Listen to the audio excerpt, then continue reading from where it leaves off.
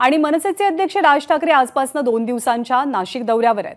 मुंबईतल्या पक्ष मेळाव्यात 200 पेक्षा अधिक विधानसभेच्या जागा लढवण्याची राज ठाकरेंनी घोषणा केल्यानंतर ते पहिल्यांदाच नाशिकला येतात। राज ठाकरे पदाधिकाऱ्यांना कसं मार्गदर्शन करणार, नाशिकमधनं किती आणि कोणत्या जागा लढवण्याची मनसेची तयारी आहे याची उत्सुकता आहे।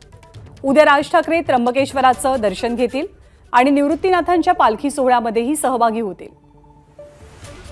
मुकुल कुलकर्णी आपल्या सोबत आहेत। मुकुल, राज ठाकरेंचा हा दौरा कसा महत्त्वाचा आहे?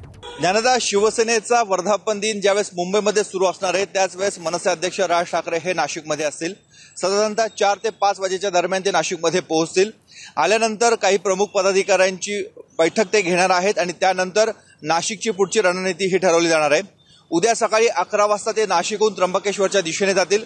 पहिले त्र्यंबकराजेचं दर्शन घेतील आणि त्यानंतर संतश्रेष्ठ निवृत्तीनाथ महाराज यांच्या समाधी मंदिराचं दर्शन घेणार आहेत। उद्याला पंढरीच्या दिशेने संतश्रेष्ठ निवृत्तीनाथ महाराज यांचा पालखी सोहळा प्रस्थान ठेवणार आहे। या सोहळ्यामध्ये राज ठाकरे सहभागी होतील, वारकऱ्यांशी संवाद साधणार आहे, काही हिंदुत्ववादी संघटनांच्या प्रतिनिधींशी देखील ते संवाद साधणार अशी माहिती मिळते।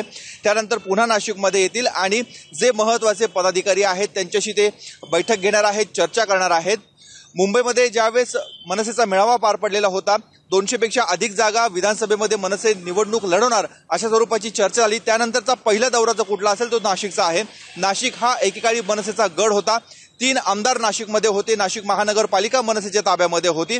त्यामुळे या पार्श्वभूमीवर सध्या मनसे नाशिकमधनं किती आणि कुठली जागा लढवणार याबाबत देखील खल होण्याची शक्यता आहे। त्याचबरोबर नाशिकमधलं संघटन अधिकाधिक मजबूत कसं करायचं या संदर्भात देखील इथल्या पदाधिकाऱ्यांना ते मार्गदर्शन करणार आहेत। धन्यवाद मुकुल, ताजी माहिती वेळोवेळी जाणून घेत राहू।